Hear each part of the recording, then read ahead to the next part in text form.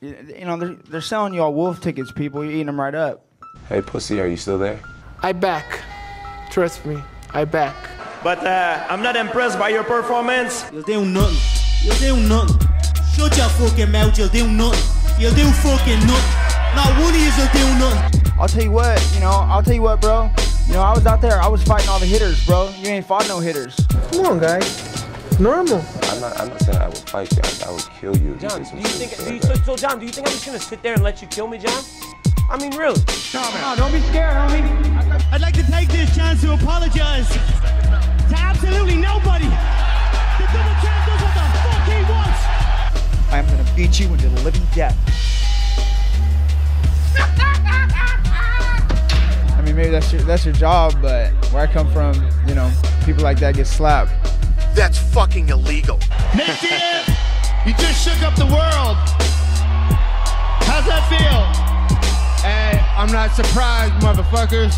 Yeah, this is a simulated death match. And you haven't simulated anybody's death yet. I said it last year. We're not here just to take part. We're here to take over. What is the game plan going in against him? The game plan is you go in there, hit him with some good shit, don't get hit, and come home with a pocket full of cash. Who the fuck is that guy? Everybody's on steroids. The whole UFC, everybody. I'm gonna go home tonight. I'm gonna drink a Coors Light. That's a Coors Light because Bud Light won't pay me nothing. Do you want to be a fighter? That is my question. Any of you radio personalities think you want smoke?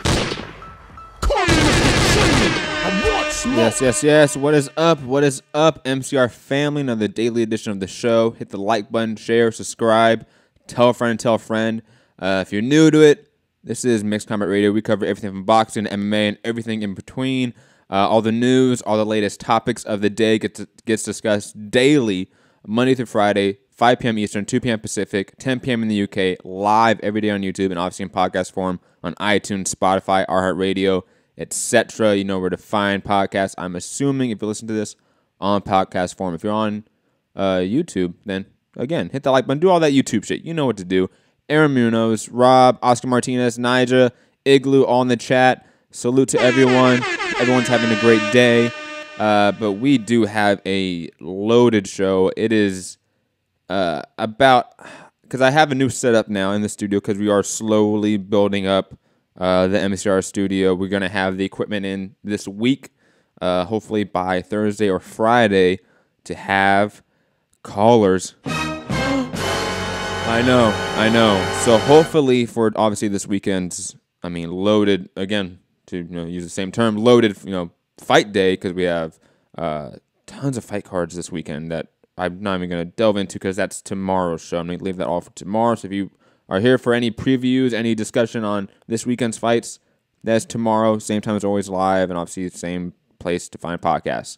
But to digress, obviously the title of the show, Deontay Wilder, Tyson Fury, and obviously just Deontay Wilder as a whole is making a lot of news today, so that will probably take a lion's share of the time of the show. But there's tons of other topics that you know me, Maddie, the hipster hunter, that I'm probably going to delve into some rabbit holes. And I forgot to say, because Lord Jacob in the chat and in the comment section always, does that to me, basically. I don't say it, hipsters here, haters beware. Let's get ready to go, but let's digress. Topics of the day, per Mike Coppinger over at Ring TV. As I reported in my story, multiple sources tell me that if hashtag Wilder Fury takes place, it would be in November, December in Las Vegas on Showtime PPV. Yes, ladies and gentlemen, yes. That seems to be the case. And not only that, but just overall this entire, Deontay Wilder heavy news cycle of the day, and add-oning it just for the Tyson Fury part. We're obviously going to discuss what Shelly Finkel came out with, what worldboxingnews.net, something like that. We're going to discuss that article, of course, as well, but that's going to be a separate topic. We're going to try to keep them separate in some capacity. But per Michael Benson, Frank Warren says he has now invited Deontay Wilder to be ringside for Tyson Fury's fight against Francisco Pineda on August 18th in Belfast. Part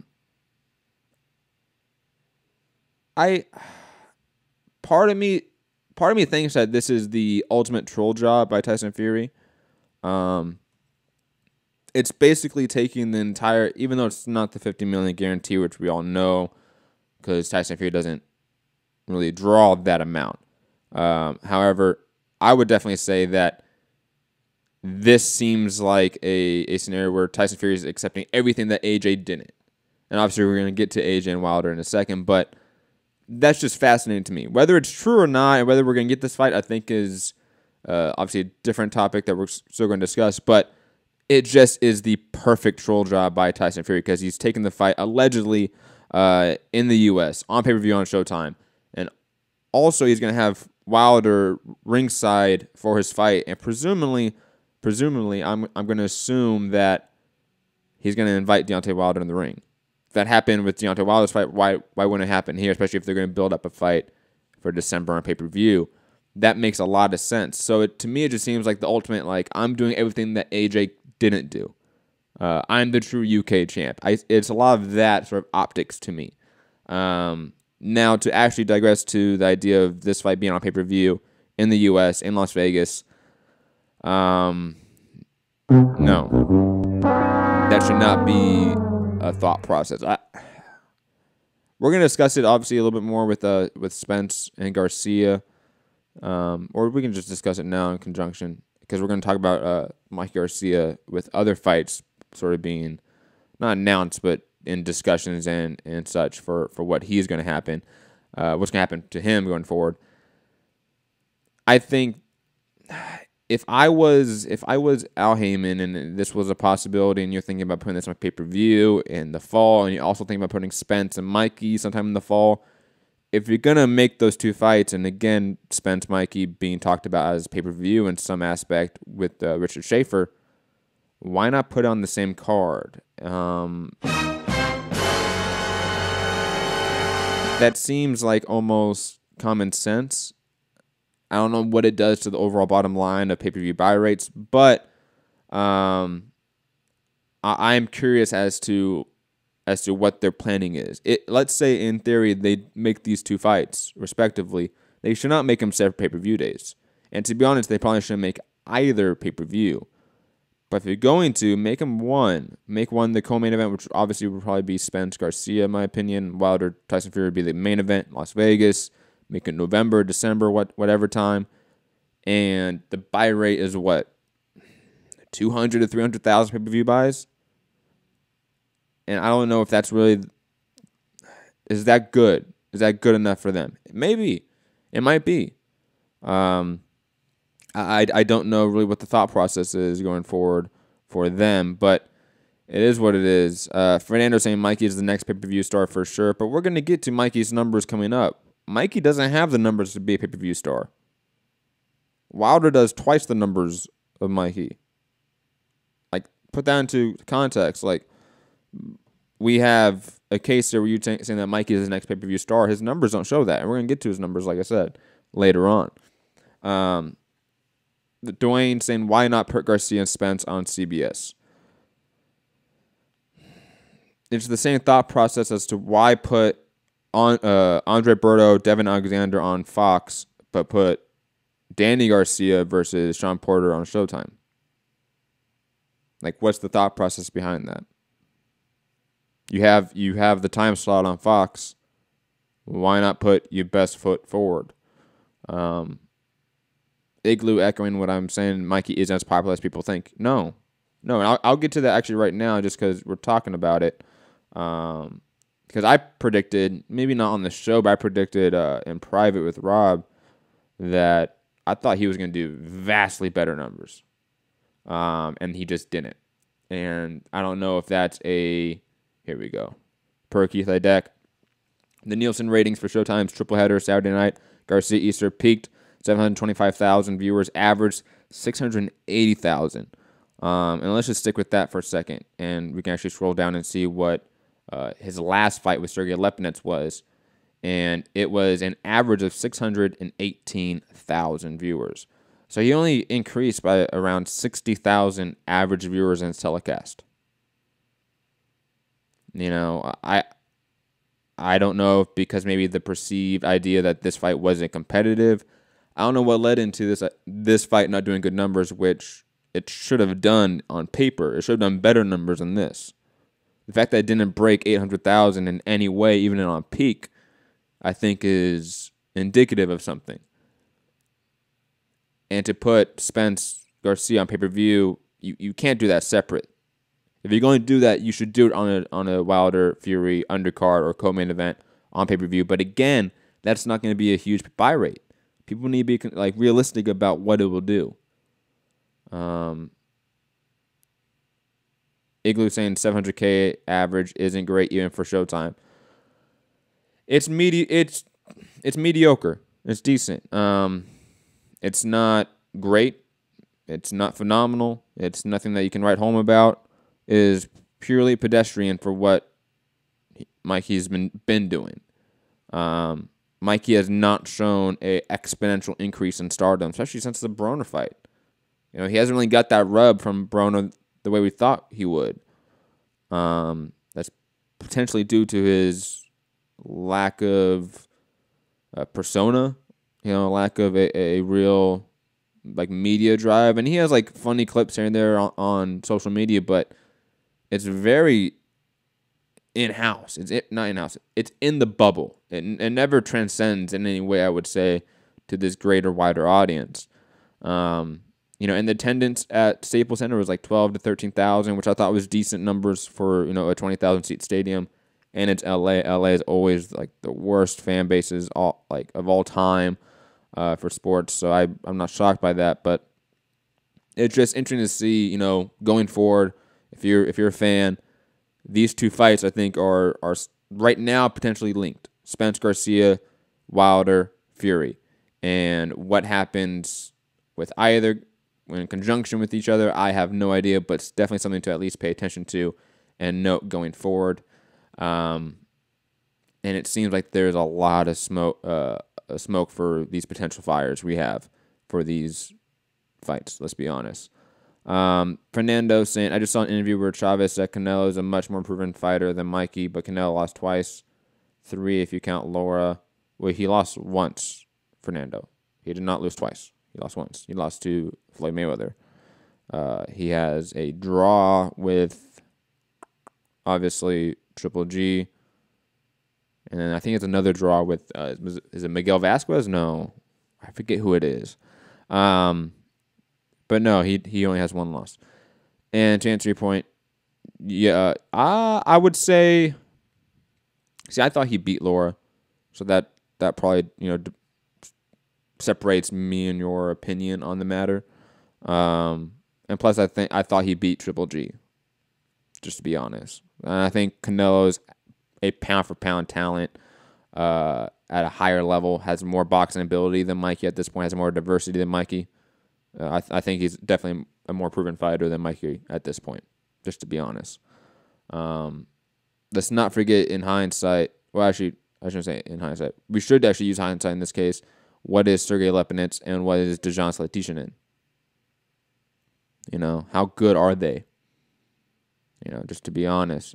I think, is it Liam Smith better than Dejan Zlaticanin and Sergey Lepinets? He's more proven, potentially. But again, digressing. It's one of those arguments that it's very subjective. I shouldn't even get into.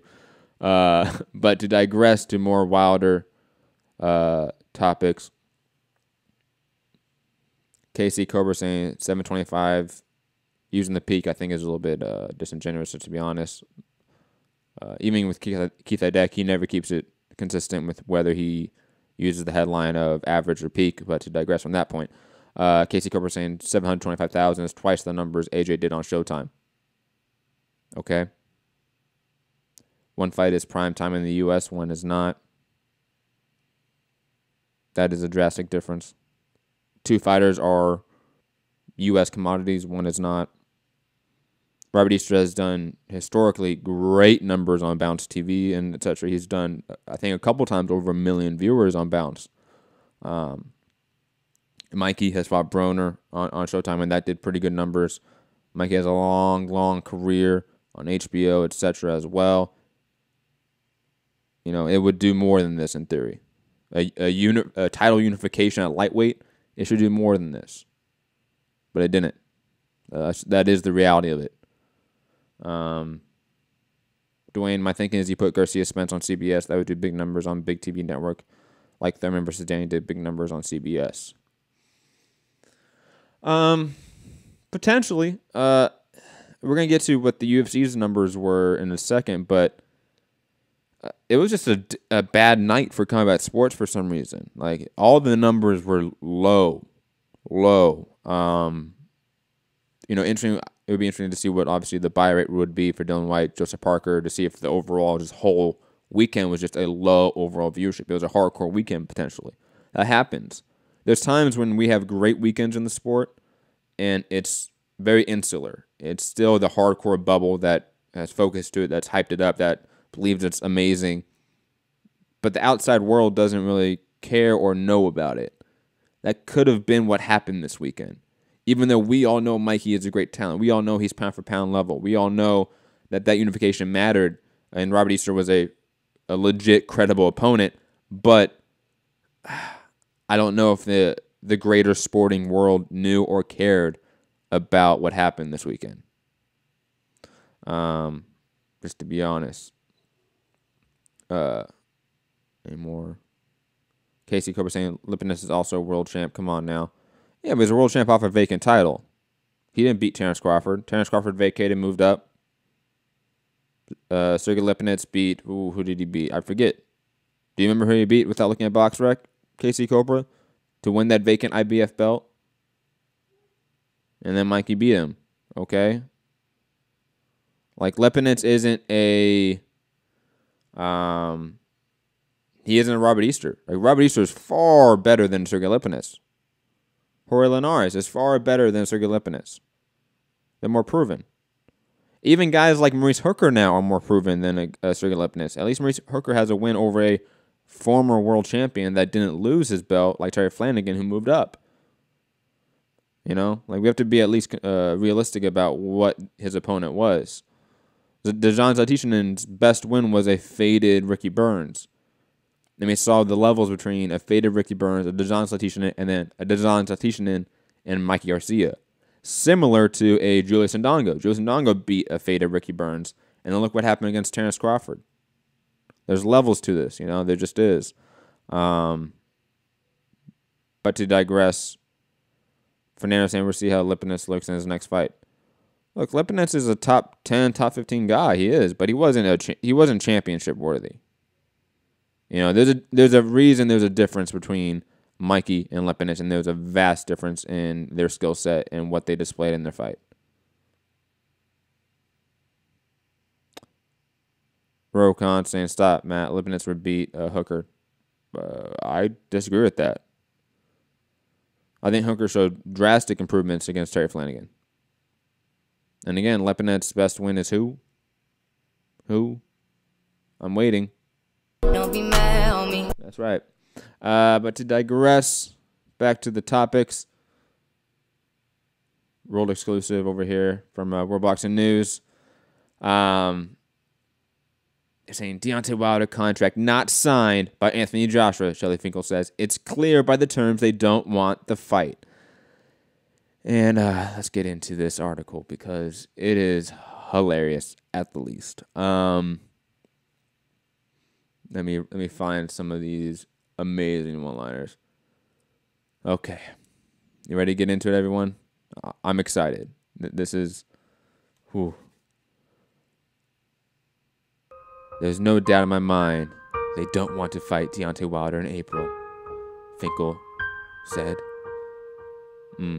It's okay, man. It's okay. But jokes aside, he has some great points here, which I'm going to read off.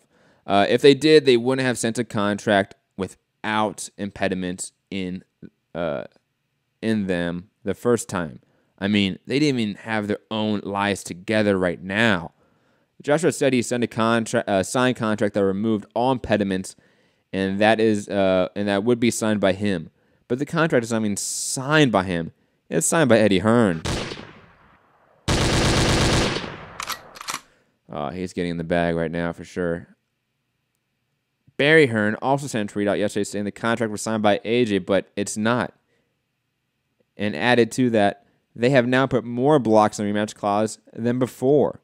In the original contract for a fight in 2018, Deontay rejected it because the rematch clause only being in place for Joshua. Now they've added that the rematch won't take place if it's a draw. Whoa.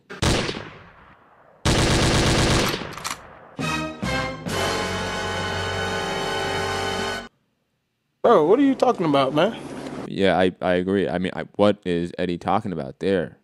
The bottom line is they don't want to make the fight.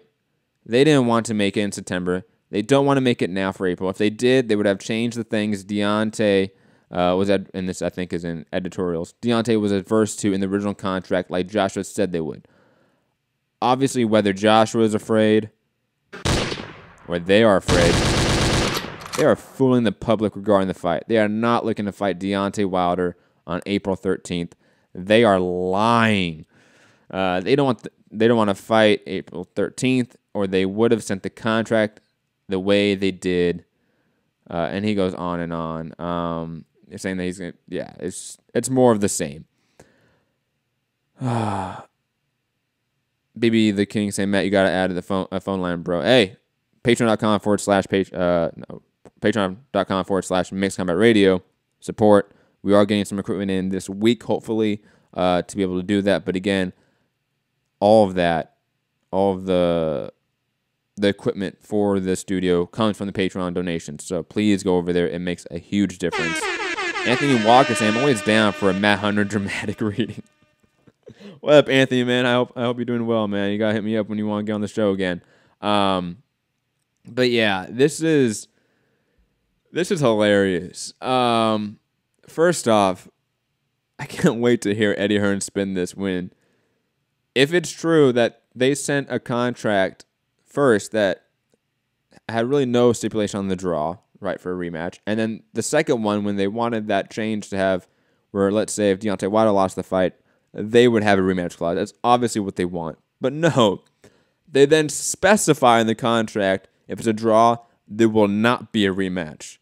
Who the fuck is that guy? Yeah, who is the guy making these contracts? I don't know, Connor. This is crazy, man. I don't know how to really react to this other than, hey, Eddie, for you, I'm sorry. AJ, it is what it is. If I'm Deontay, man, go get the Tyson Fury fight. And I know there's going to be people in the media that don't like it. And similar to Spence Garcia, like, it's not a even matchup right now. It's not Fury in his peak. I think Wilder would easily win this fight, to be honest, at this point. But it does a lot for him in this time. It does a lot for him in the short term to sort of get even more public goodwill on his side, which this will do. The entire thing about the rematch clause, I think, for anybody that has any concept of fighting will go, whoa. Bro, what are you talking about, man? Like, they're not going to understand the common sense to, or the sense to that contract stipulation. It makes zero sense. But it is what it is. Anthony Walker saying, always down, maybe some UFC 227 pre or post fight. Of course, man. Anthony Walker over there at sharedog.com. Going to be credentialed over there for UFC 227. So make sure you go over there. Check out his work, his column. Some great stuff. But yeah, Deontay Wilder, AJ, it's not happening next. I doubt it happens in April now. It just seems like there's a lot against this fight, to be honest, happening in April going forward. Plus, they have options now. Dylan White's an option. Joe Miller's an option. Obviously, Tyson Fury is now really an option. The winner of maybe Tony Bellew, Alexander Usyk, that could be an option going forward. There's a ton of people and players. Dominic Brazil, I forgot to mention him. There's players here that could easily prolong the fight we all want to see another year or two. That is absolutely the case now, especially if they're doing shit like this in the negotiation process. And I have to agree with Shelley here. Like, it doesn't seem like you want the fight if you're doing this. If you want the fight, you would, A, say, hey, I've signed it. Well, that would mean you actually signed the contract. And two, don't say you fixed the stipulations we have an issue with when you made them worse. You made them more in your favor. It's just absolutely unfortunate.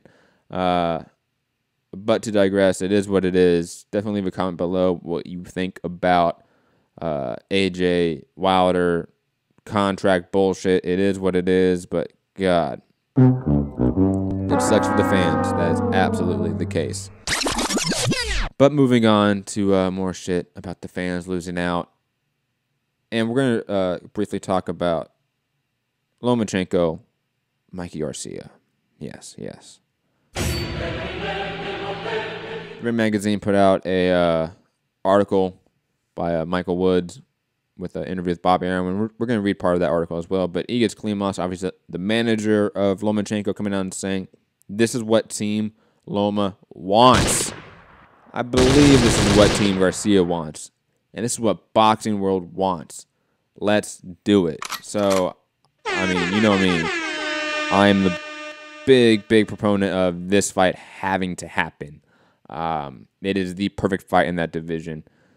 And let's get to a little bit of the article, read some quotes from Bob Arum, because he definitely, it's Bobby. You know Bobby. Good old Bobby. He's going to do what he wants. Definitely go read the whole article, because Woods is always a fantastic journalist. But saying, oh yeah, let's get to all the smoke over here from Bobby Arum, saying about the fight with Robert Easter, saying Garcia doesn't like to take chances. Oh gosh, this is getting that way pretty fast. That's why that's the way he always was. Excellent talent, he has that. And then when he talks about Spence fighting Garcia, says Spence will beat him, and Garcia can say I got beat by a guy 2 weight classes bigger. He's desperately afraid of fighting Loma at the same weight. Oh shit! Sniper from the tower. Loma makes him look like an idiot. Oh shit! I want smoke. Wow. If Mikey fights Loma in the same style fought Easter, he will get destroyed. Oh God. So basically saying that he just goes on. He ends up saying that he doesn't believe that there's issues between the two and they could get the fight in order. It is what it is. Fernando's saying, Fernando's the Mikey fan in the chat. I can tell, Fernando. We're going to have a great time here. Saying Loma don't want that smoke, Matt. Mikey knocks out Loma convincingly.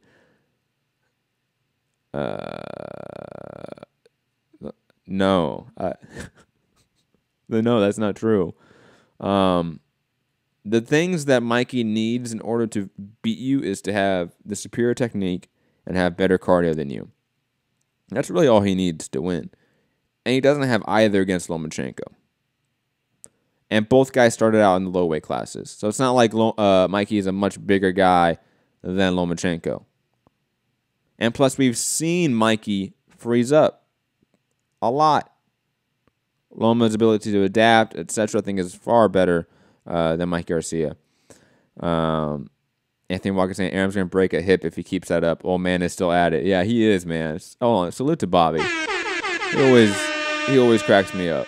You know, even though he's near 100-year-old fucking vampire at this point, he is fucking hilarious. That is the case. That will always be the case. But moving on a little bit, because you all know my stance.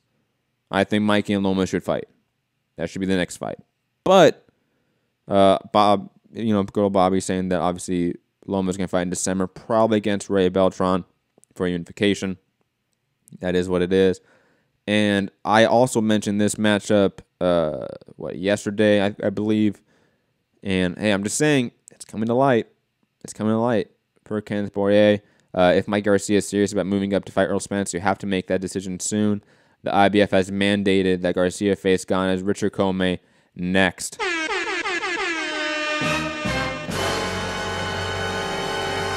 And I mentioned it yesterday. I would be far happier with Mikey versus Comey and Loma versus Beltran, with the winners fighting each other in the first quarter or first half of next year, than Spence versus Mikey and Spence beating the ever-loving shit out of Mikey Garcia. I would absolutely do that. Fernando saying, Matt, if Mikey beats Loma, where do you have Mikey on your pound-for-pound list? Actually, I put out MCR's official pound-for-pound list on patreon.com/mixedcombat radio, and it's absolutely a free post. So even if you're not on Patreon, even though you're not a supporter of us on that platform, you can still go look at it. You can still go comment on it and tell me I'm a fucking idiot. But Loma and Mikey are on my pound-for-pound list, and you can go see where they're placed and respective to each other. And obviously, if Mikey were to beat Loma, he would instantly move up drastically. In theory, or vice versa. I don't know. You have to see the list. So definitely go check that out and go debate that shit. Main event, Mark saying, me too, Matt. Not sure why Mikey is chasing 147 when he sells the belts to win at 135. Nuts. And plus, I mean, I said this, I believe, on yesterday's show and even on Saturday's live fight chats. It's not like he doesn't have a big fight in his division. It's not like, let's say, I've used this example a lot. Loma with Rigo. Loma versus Rigondeaux. Rigondeaux had other champions, obviously, in his weight class. Guys like Jesse Magdaleno. But Jesse Magdaleno wasn't a career-defining, legacy-defining, 7-figure-plus fight. It wasn't that. So that's why he moved up a few weight classes to get that. To get a legacy-defining, 7-figure-plus fight. Right? A Hall of Fame-worthy fight. With Mike Garcia, he's trying to go up for a legacy-defining, Hall of Fame-worthy, 7-figure-plus fight. But he already has that in his own weight class. So why have to move up? There's no need for it. You have a fight that is just as good, if not better, that you can get probably the same amount of money for it, if not probably maybe even more, because cross-promoting fights of this nature can often drive up the market cost, in my opinion. Or market value, I should say, not market cost, market value. I definitely think Mikey is not thinking right here, and that somebody in his camp, hopefully his brother Robert, sits him down and goes, look, let's go beat Richard Comey, which is still a fun fight, which he will probably make $1 million guaranteed for, let's be honest, and still headline a card on Showtime, and then fight Lomachenko on ESPN, like main ESPN, not ESPN Plus, main ESPN, and go get that exposure. Go get 2+ million viewers on ESPN. I don't see the issues here. Casey Cobra saying Rigo is 2 weight classes down from Loma, and Rigo is past his prime. Rigo is undefeated and a 2-time gold medalist. And he had just picked up a first-round knockout that was overruled to a no contest, which I absolutely disagree with. So I don't know what you're talking about. That was a completely viable matchup at the time. Much different than Mikey and Spence. Even though they're both going to look the same in retrospect. But Rigo Loma was far more viable and a respectable matchup to make than Mikey versus Spence in almost every conceivable way. But hey, argue that down low in the live chat or in the comment section, because that's my opinion, is what it is. But to digress, let's move on to another great matchup potentially being made, and this one I think even being better. God, this is so awesome if it happens. WBO flyweight champion Sho Kimura will face former 2-division champion Koze Tanaka in Japan, September 24th. Oh, yes. Oh, yes. I know maybe only a few people in this chat know who I'm talking about here, but go check these guys out. Sho Kimura just fought this last week against Freeland Saludar, the Philippines. Knocked him out in the 6th round. Fantastic showing from Sho Kimura. Definitely go watch that fight, and definitely watch this fight. It's September 24th. If you need help finding a link when it comes to it, always hit me up at Matt Hunter MCR on Twitter. I can always help you out with a link and such. But yeah, great matchup there for the flyweight championship, and one that everyone should be watching. And moving on to a little bit more tea spilling by DAZN. Some guy on Twitter saying, I've canceled my Showtime subscription and was signed to DAZN instead. And then DAZN obviously quote tweets and says, yeah, legend, 100 emoji. So shout out to DAZN for taking shots directly at Showtime, which is what I've been saying, and now it's almost like it's in writing. It's in writing a shot being taken at Showtime. God, I love this era. It's going to be great. I love when networks feud. I think that shit's hilarious. But just, again, not a big piece of news, but fucking hilarious in my opinion. So definitely need to pay attention to, obviously, that growing feud between all these networks. Another fight announcement to talk about. Spike O'Sullivan has publicly accepted, by way of Michael Benson on Twitter, Spike O'Sullivan has publicly accepted David Lemieux's challenge for a middleweight clash between them on the Canelo vs. Triple G2 card September 15th. I actually really like this matchup. I really do. I think it's a fantastic matchup in the division. If the winner of that can fight either the loser or winner of the Canelo Triple G fight, and I would completely be okay with that, especially since Canelo Triple G probably deserved a tune-up after back-to-back fights. Oh, wait. Triple G already got one. My bad. Forgot about that tune-up, even though I was there live for it. I forgot about that. Shout out to Chivas. I already talked about the Nielsen ratings for Showtime, right? Yes, I did. So that is it for boxing, ladies and gentlemen. Yes, we'll be moving over to the MMA UFC portion of the show. So if you don't want to listen to it, apologize, but here it is. And speaking of viewership and what I was talking about earlier and stitching back to about the overall just low viewership of the weekend, UFC on Fox 30 main card average 1.678 million viewers. Lowest viewership ever for a UFC on Fox main card. Damn. That is absolutely depressing. And before I actually break down like why that could be, Bamani saying, "What's up, Matt? What's up, Bamani?" And quickly, somebody on Patreon wanted me to answer a question in Canada. I think they're from Canada, about DAZN, a DAZN app on gaming systems. Is a DAZN app on the Xbox or PlayStation in Canada? Let me know, Bamani, if you can. Bamani saying, "Damn, I missed the boxing segment. I'm sorry, man. Hey, just rewind it. You can still listen to the show. It's okay. You can still chat in here about stuff we already talked about. No problem, man. Just rewind the show. We can obviously keep playing it from here." But yeah, UFC viewership on Fox, lowest ever. Damn. And this was a great card, to be honest. Eddie Alvarez versus Dustin Poirier 2, fantastic rematch, fantastic fight. Named guys that have been around. Dustin Poirier's last fight on Fox was against Justin Gaethje, and that did like 2.2 million. It did almost that's like 600,000 more viewers. That's a significant chunk of more viewership against Justin Gaethje. What was the reason for that? Plus, he had Jose Aldo, and by all accounts, for online metrics, people cared about Jose Aldo. My immediate reaction video for him did better than everything else that night, except for the Dylan White Joseph Parker. So obviously, internet, digital, media, Jose Aldo was pulling metrics, but for some reason, it did not translate to viewership. Anthony Walker said, "Did someone say oversaturation?" Yeah, potentially, but it's weird that this card is a product of that. It had Joanna Jędrzejczyk. It had names. It had people that have been on pay-per-view main events. Eddie Alvarez was part of one of the biggest pay-per-views of all time with Conor McGregor. It's odd that this one. Oh, and by the way, I forget who asked. I think it was Kyle. Bamani saying DAZN's on Xbox One. I have it on Apple TV. Thank you, Bamani. So Kyle out there listening, maybe on playback and wanting to get a new game system, Xbox One has DAZN. So when DAZN comes to America, you can always get the DAZN app on that. But to digress, Anthony, please expound on it maybe a little bit more in the chat. Why you think it is that this card specifically did not do well.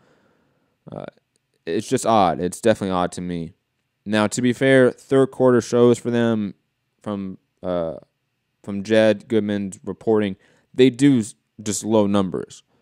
They've historically done low numbers. Maybe because Fox, or say UFC events on Fox, really piggyback off of the NFL and the NFL push. And obviously during the summertime, they don't have that. Maybe that's a factor. I know that's been talked about a lot. Anthony Walker's in every card is now when there's a UFC every week with nameless, faceless, Reebok clad to create a fighter. Nothing stands out. I get you, but man, I felt like this card would stand out. You had significant names on it, and it just didn't. Like the Derek Brunson Jacare card, which did the historic low before this. That one made sense to me why that didn't work. Why that was such a low number. It was Jacare, who's never been a big commodity in the States for viewership, against David Branch, right? No, Brunson. Brunson, again, not a commodity in a sense. I've never really been a main event guy. We had pay-per-view main eventers all over this card, it felt like. And we didn't get that viewership. You know, it's just interesting. I wonder what maybe the marketing dollars were for this event. That's always intriguing to me because you had intriguing matchups. The triple header on this event was worth everything. Was worth money. That could be a mini pay-per-view in my opinion, and I would pay for it. That's how quality those matchups were, and the names attached to it. Jose Aldo, Yana Jacek, those two alone pull in metrics, and it didn't here. Maybe it is just this card is unfortunately a casualty of the oversaturation war that is the UFC right now. That is happening to them. Maybe that is. Anthony Walker saying also there's probably a connection between big movie releases, same demographic choosing a night the movies instead of another Saturday of watching 8-hour events. Yeah, I agree. Though, to be fair, Fox cards are usually much shorter than FS1 cards. And plus, they're earlier.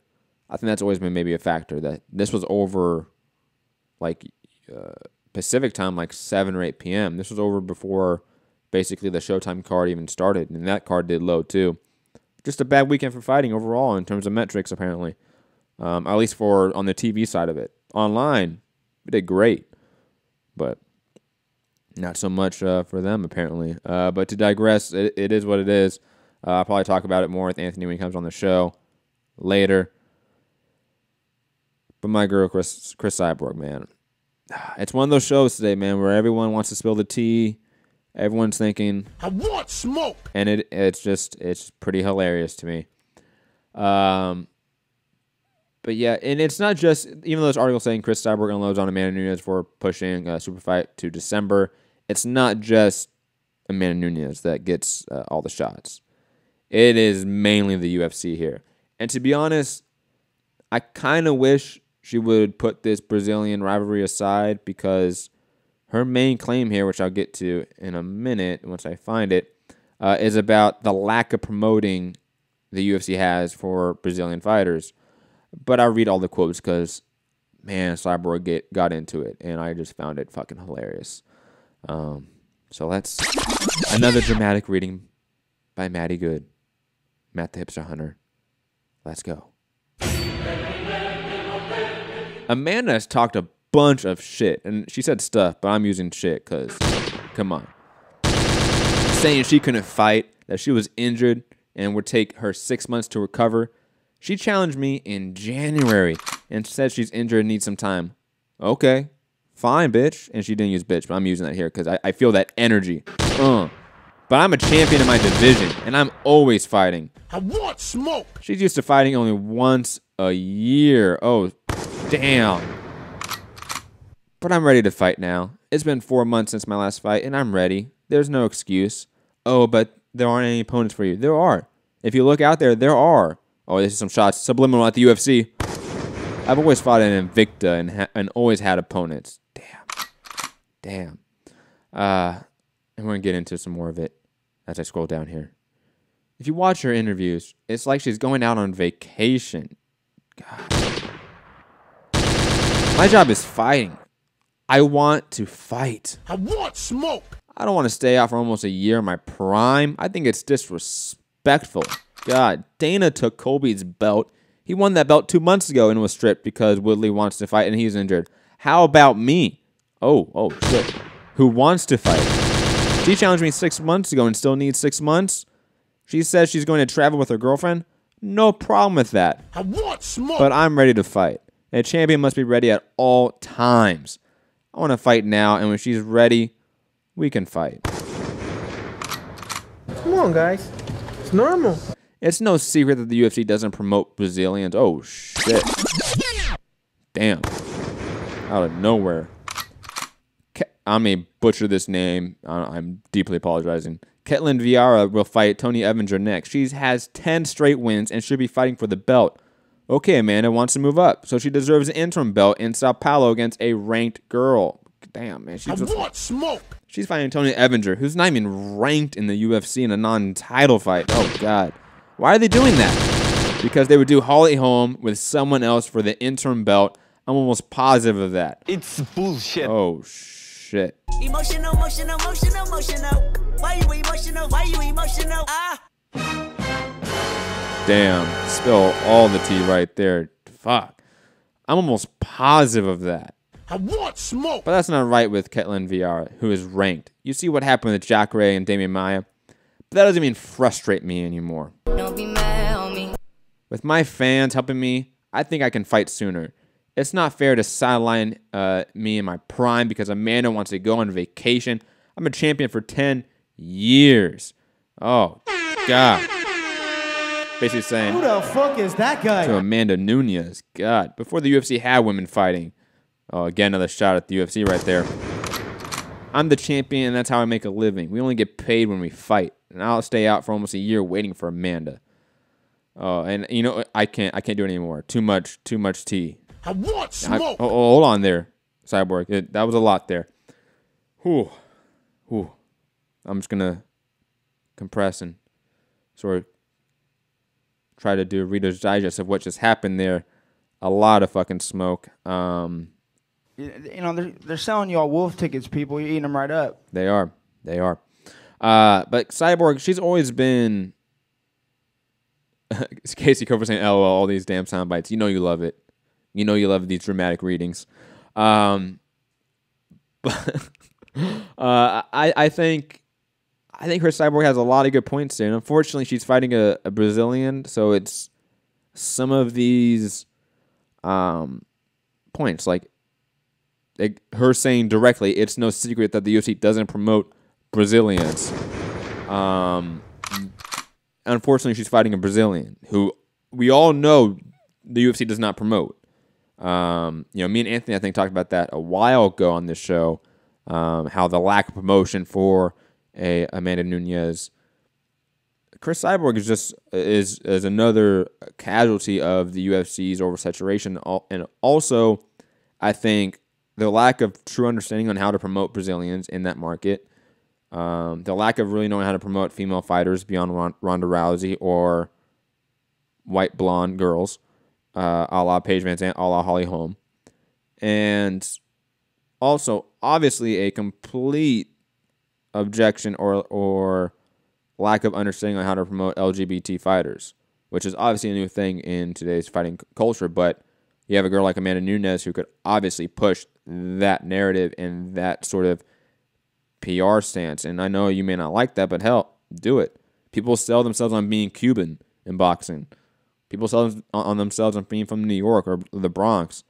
Sell yourself on what you can sell yourself. But this is, again, Cyborg's not saying anything wrong here. She's, I think, absolutely right almost everything she's saying. I think she's maybe going a little bit too far with Ketlen Vieira. I mean, I kind of understand her, but she's right in her point about they're going to make Holly Holm versus someone else for the interim belt. Holly Holm versus Germaine de Roname for the interim belt would 100% happen. Come on. It is what it is. We know what the UFC does. We know how they conduct their business, and this is not shocking in the least. But, of course, salute to Cris Cyborg because she always speaks her mind. Always speaks her mind. And obviously one of the best, if not the best, female fighter of all time. But we're going to move on to another piece of news because Conor McGregor obviously making some news. And this happened before I made the show. He might have made the headline for the MMA portion, but hey, shit happens, right?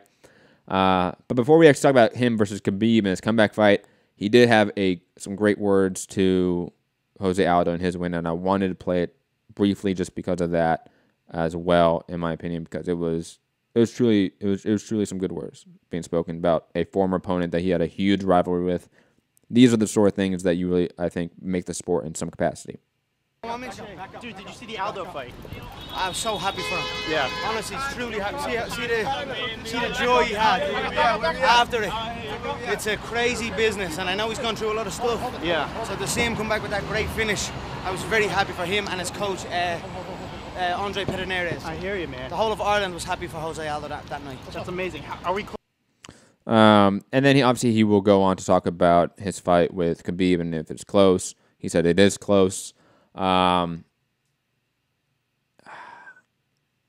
then we have this by way of Ali Abdelaziz, Khabib Nurmagomedov's manager, saying, "No way in hell Khabib Nurmagomedov fights Conor McGregor for less money than Nate Diaz."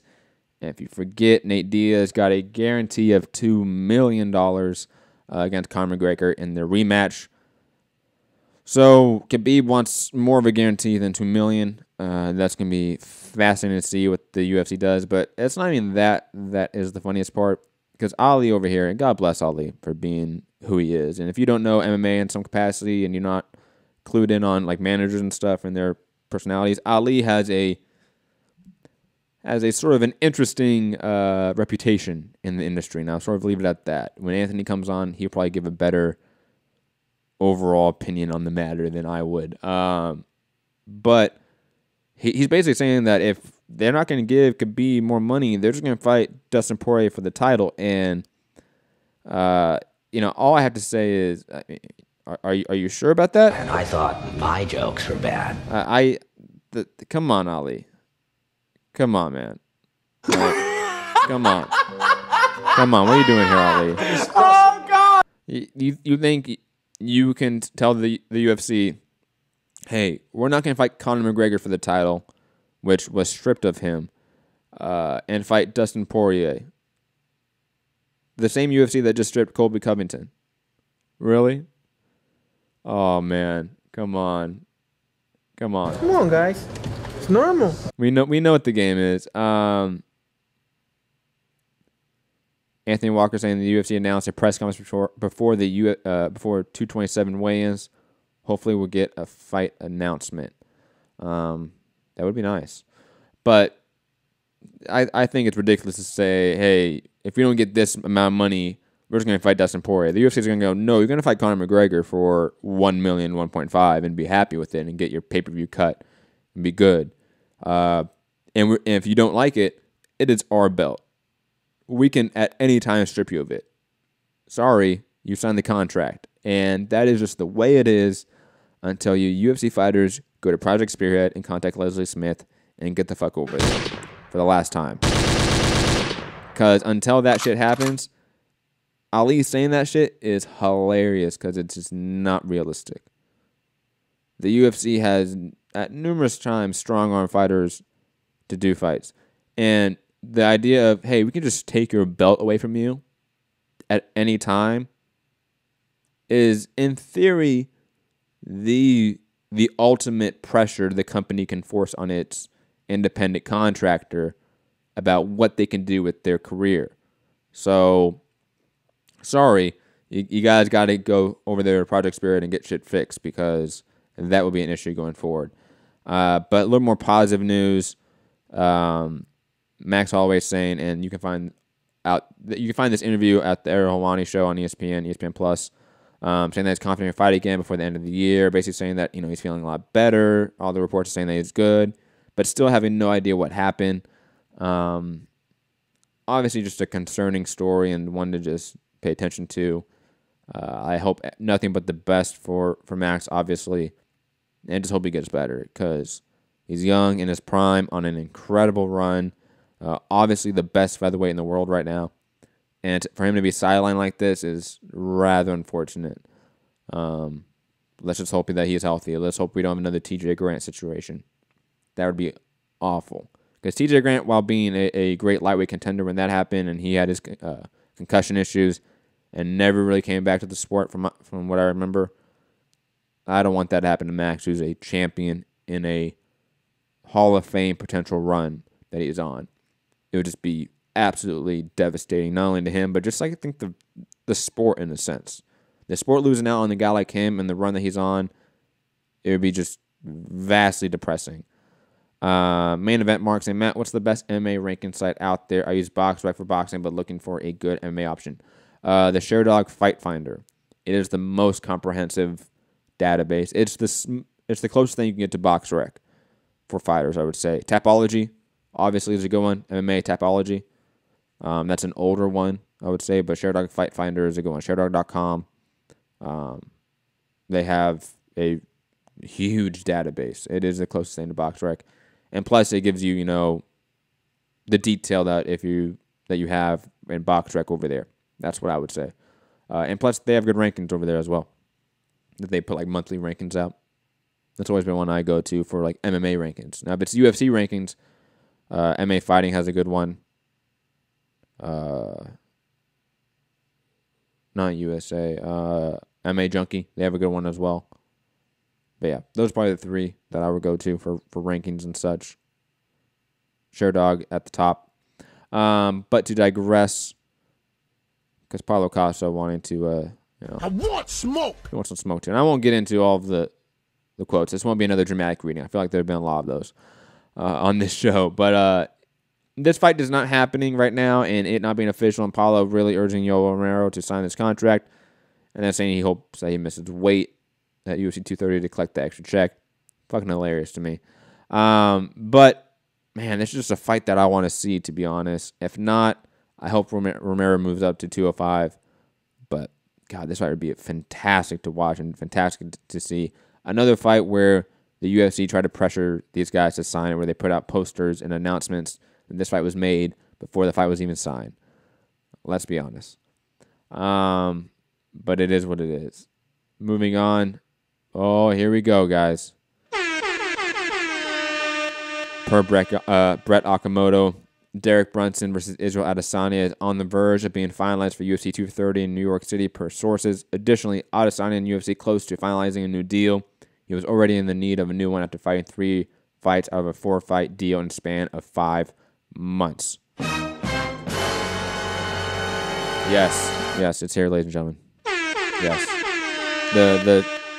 The very small public feud of Derek Brunson versus Israel Adesanya is finally going to happen. UFC 230, at least it looks like that.